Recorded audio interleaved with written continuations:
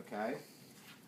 What we're going to do to start with is in the upper the upper thoracic segments, we can do a lot of that just sitting down, okay?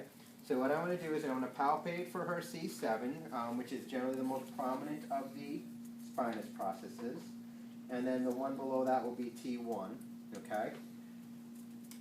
If I'm going to do flexion, what I do is I place my long finger right in between the space between C7, here's our C7 spinous process, here's our T1 spinous process. I place my finger just between the two.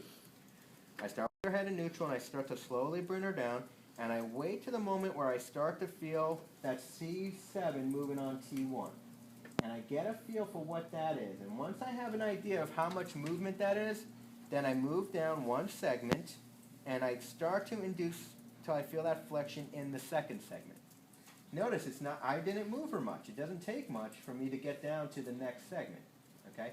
I can continue this until T3, 4, maybe 4, 5. Just moving down the long finger. Whenever possible, one thing I didn't mention before, like, you want your finger on their skin.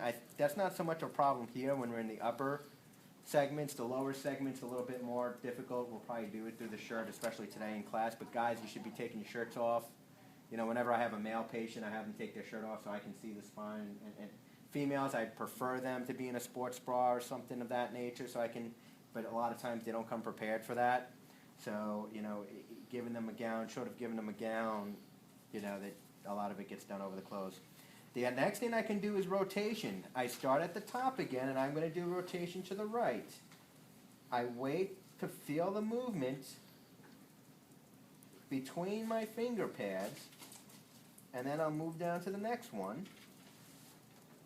What's your finger on right now? My middle finger's between T2 and 3 right now. Where?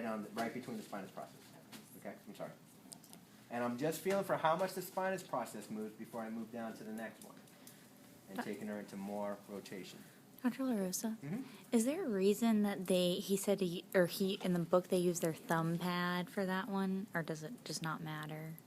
I think that's more therapist Just a preference. I've always used my middle finger.